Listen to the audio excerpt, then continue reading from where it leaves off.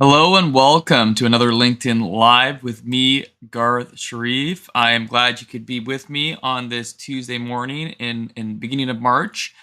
And today, what we're going to be talking about, what I'm going to be talking about, is another case that brings us into a conversation about how to use generative AI tools such as ChatGPT, which is very powerful, can do a lot of things for our professional lives, for our personal lives. But for those that are professionals like CPAs and lawyers and others that are bound by a code of ethics, we need to have this extra layer of scrutiny when we're considering what we're using a generative AI tool for, who it's for, and if we are using it by taking the answer or whatever we prompted the generative AI tool to give us and just dumping it into a report or email or giving it to a third party. We really need to be thinking about this. And again, we'll be reminded by cases like the one just recently with these BC with a BC lawyer, British Columbia lawyer in Canada.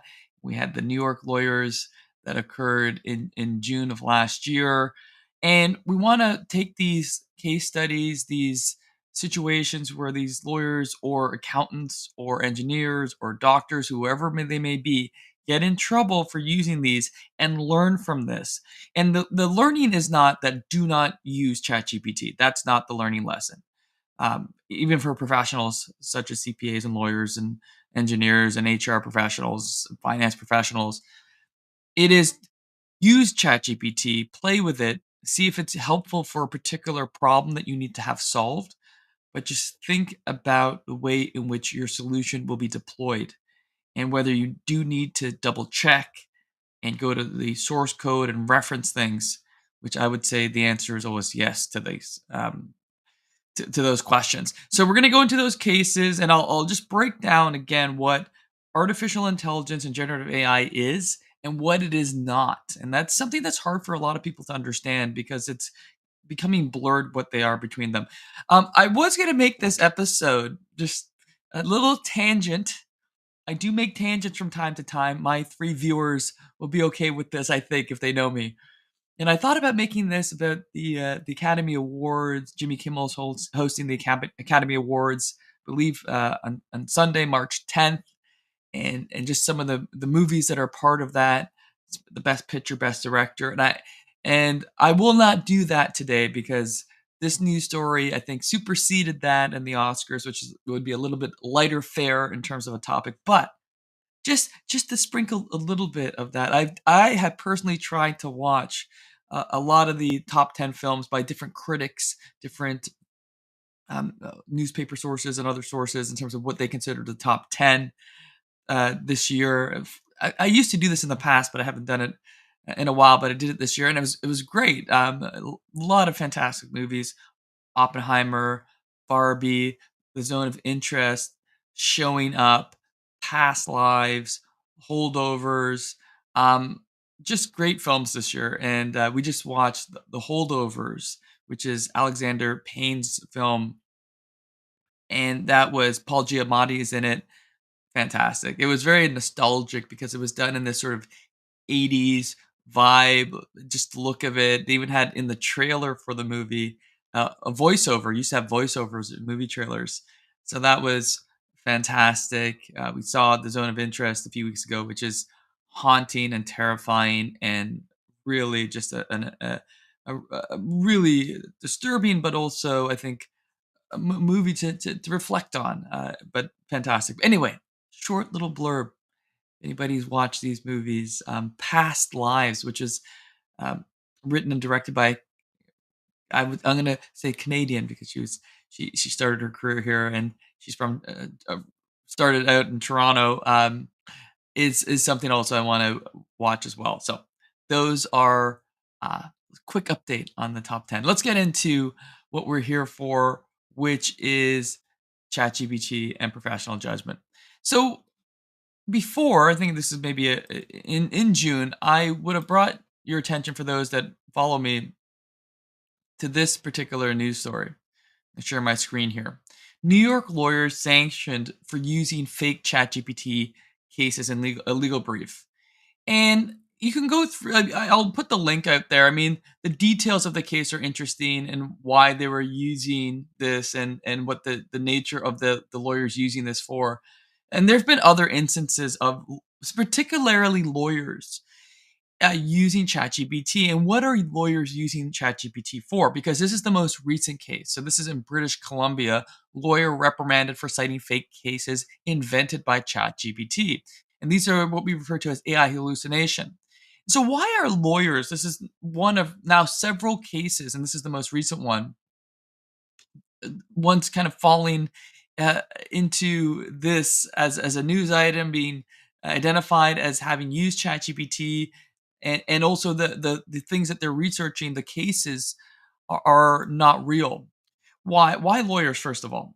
Well, not that I know a lot about the law. I think a lot about the law I learned from Matlock. Shout out to Matlock and Andy Griffith and Law and Order. I actually did want to become a lawyer when I was younger. I thought I still love the law. I think it's an amazing profession. But one of the things that I remember about the law and business law when I took it is that when you have to support an argument, especially if you're doing a mock trial or something like that, you do need to have precedent cases, cases that have support your point of view, that have been adjudicated in the past, and maybe the judgment supports your views. And we have this in Canada with CRAs and common law, and in times where we do need to go back and support our argument with case law. And so the challenge becomes that the databases for these, Westlaw and LexisNexis, they're nebulous, and the very specific parts of your case you have to find if they align to the case that you might want to cite to a judge or in a pre-motion hearing or something like that. And so that takes a lot of work. That research takes a lot of work to identify a case that might support your point of view.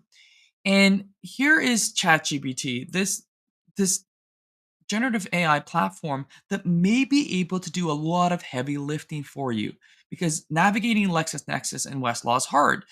And so it makes sense to some degree that lawyers would actually use ChatGPT, because ChatGPT has a research function. You can give it information, ask it to cite cases that would be similar, support point of view, and even provide references. Okay. And I don't think that's a problem. And so even for this case with the BC lawyer, take a look at the details. The details are very specific to a divorce proceedings as to what happened, but cases were cited to a judge and the other legal, the opposition, the other legal team. And what you should do is, yes, I don't think that's a problem, asking ChatGPT for potential examples of cases coming from other sources. But once it provides those references, it is absolutely key to check them on the actual source of Westlaw or LexisNexis.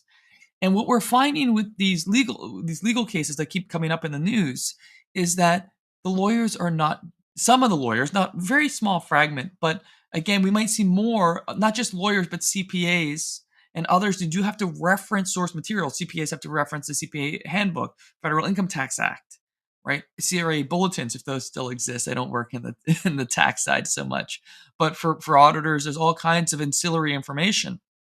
Why is this happening?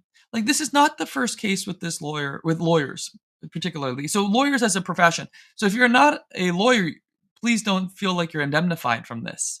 This is a warning signal to all of us, to all professionals that have to do research and analysis, which is a lot of us, to figure out an argument, to figure out a point of view, because a lot of what we do in the spaces that we work as professionals have professional judgment, and sometimes we need to support that with the literature that exists out there. So this is not a lawyer issue. This is not just specific to lawyers. This is for all professions. And so I want us to take us through why this happens, and not to be so judgmental, right? Obviously, these are news items that should give us information to say, hey, be more careful with using ChatGPT, but that's a bit broad. Why is this happening? Lawyers are smart. They are intelligent. They critical think. Why are a few of these lawyers falling into a situation with ChatGPT where they just rely on ChatGPT? It is because, and more of us are going to it's going to happen to more and more of us, and unless we have this sort of understanding of what ChatGPT is, because ChatGPT and other generative AI are getting better each day. I showed last week Sora and what will be a text prompt, so you give it a prompt to video, and it's amazing. So every day, ChatGPT gets better. So if you say, "Oh, ChatGPT didn't write this very well today, or didn't get me what I wanted today," tomorrow it's going to be slightly better. The next day, it's going to be slightly better. And what is happening, and even happens to me, it's happening to students. It's happening to a lot of others, but professionals, we have to be careful because we always think to ourselves, I am a great critical thinker. I'm a CPA. I'm a lawyer. I'm an engineer. I'm an HR professional. I'm a finance professional. I can understand what I can use ChatGPT for and what I can't. And again, I don't think you should take the point of view of not using ChatGPT because it is a powerful tool. But the challenge becomes the responses are so good sometimes from ChatGPT, and if you use it for low-hanging fruit, maybe you're just researching something that isn't going to go to a third party or helping you craft an email or read a document, you start to really feel like ChatGPT won't let you down. And why is that? The relationship between you and ChatGPT and other generative AI programs that are going to come out there is is strange. And there's been psychologists that have talked about this, and a lot of others have talked about what is this relationship that we have with generative AI? Are they like a team member? Are they a helper? Are they an assistant? And it's hard to like. I don't even know what we can call it, the relationship, because it's not like a handbook or Westlaw. It's not just a research database.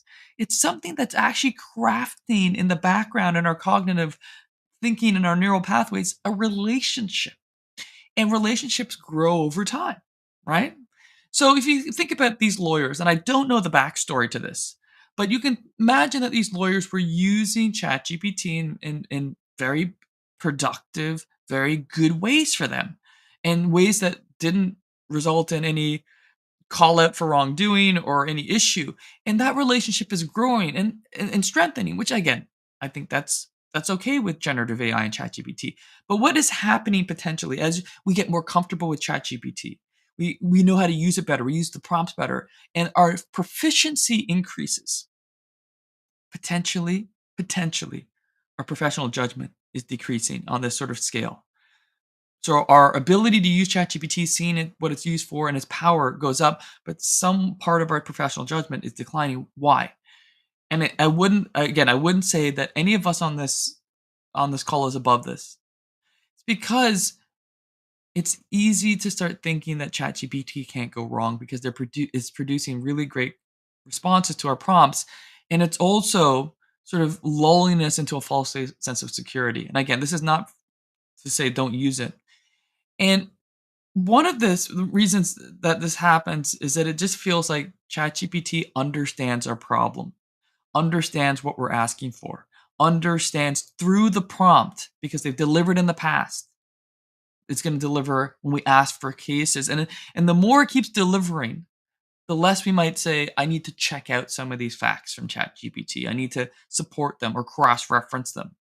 And you should always do with weak artificial intelligence in high leverage situations when you're giving cases to a judge, when you're presenting something to a third party, when you're presenting case facts or something that ChatGPT is providing, you always have to double check because weak artificial intelligence or narrow artificial intelligence does not know what you're asking. It has no values. It has no ethics. It has no ability to really understand. That's called AGI, artificial general intelligence. We do not have that today. OpenAI's mission is to get AGI, artificial general intelligence, but we don't have that. And then that's a different story where actually AGI might be able to understand what you're asking. And so you might say, wait a minute, ChatGPT has to understand what I'm asking because it produces amazing responses. It is going through a deep learning process that is able to drill through. And again, I've gone through how natural process language and unstructured data was the breakthrough with ChatGPT. And it can do things that feel creative, feels like another professional could write. And it can provide this, but it is not providing this with understanding of what it's providing. Like, we understand what we're asking and we understand what we're reading. And that cognitive dissonance between what ChatGPT provides us and what it actually is underneath all the algorithms underneath it, and what we are in terms of using our professional judgment, is always important to understand with artificial narrow intelligence. It doesn't understand. ChatGPT doesn't understand. So knowing that it doesn't have values, ethics, it can be coded to have the decision tree structure of ethical decision making, but it doesn't know right from wrong.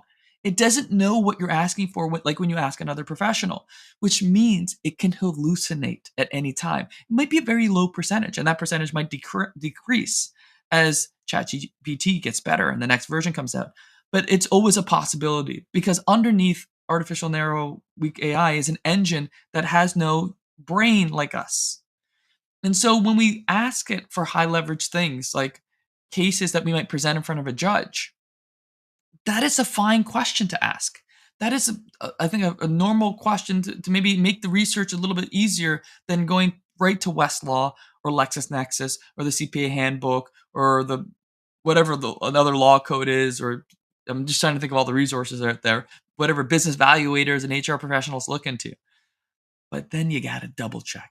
You got to go, and that's what happens. How these cases get discovered in terms of the cases not being real and hallucinated by ChatGPT is that some other counterparty who has a reason to check the sources and the citations from this other side checks those cases. So they go through and they go to Westlaw.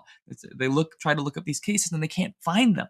And then you have these news stories breaking, CBC and Reuters and other major news agencies saying, "Hey, look at these lawyers." And again, I feel somewhat sympathetic, because I understand the process some of these lawyers have gone through to get to a point where they just think, ChatGPT is almost like legal counsel, like a an intern, right? So like someone I can just they'll I can trust them with these tasks that I give it, and you can trust them. Again, there are low hanging fruit tasks where maybe you don't need to really worry about what it's producing. But when you're talking about research and providing information to third parties, and providing support for your point of view as professionals, you gotta double check. But it's not that simple. It's not that simple. It's not just simple as me saying, don't learn from this, don't do it. The more you get into a relationship with generative AI, the harder sometimes it is to see that it is still not, it doesn't have judgment or values, or it's not intelligent in the way that we think of human intelligence. And this is going to happen more and more. And be honest with you, talking to you about this, could I be susceptible to this? I talk about this all the time.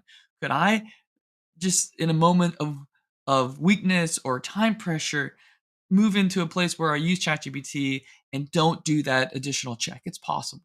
And I always think about that because it keeps me alert. Like, I am not above this.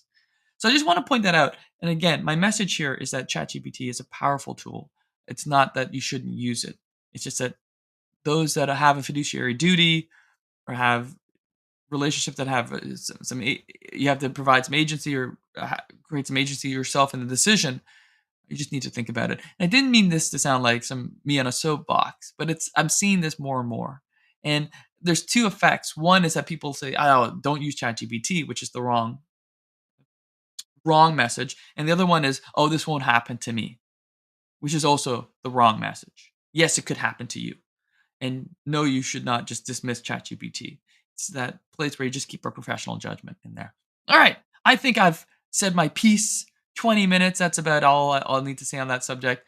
I'm taking next week off for March break. Actually, I'm gonna let some of my colleagues know if they're around. But I'm traveling to Boston to see my brother in Boston, so I won't have a LinkedIn live next week. But the week after, I will probably have one. Maybe we'll go through the Oscar results and see who won. Oppenheimer, Barbie, Holdovers, Zone of Interest, Past Lives. I really love Showing Up, by the way. If you're a creative type, I believe her name is Kelly Wright. Oh, I'm getting the director's name, but it's just a fantastic movie about the art community and what it is to be an artist. It's very kind of, it's a little slow moving. It's not really about a plot, more of a sort of a feeling of being in a community and being an artist. But I really, really love that that film. It's called Showing Up. Let me just. I just want to just since I'm saying, I want to make sure I'm getting the director's name correct because I was Showing Up was fantastic. Yeah, Kelly Reichardt. I was going to go down that way, and it's just a fantastic film, and the actress in it who is Michelle Williams, one of my favorite. I remember her from Dawson's Creek. I'm really going on a tangent. I'm gonna I'm gonna close it up. So thanks for watching. Have a great week for those in Canada. Or not in Canada necessarily, but at least where I am in Toronto, Ontario. It's March break, so hopefully if you have kids, enjoy a week off. And until the next time, thanks everyone.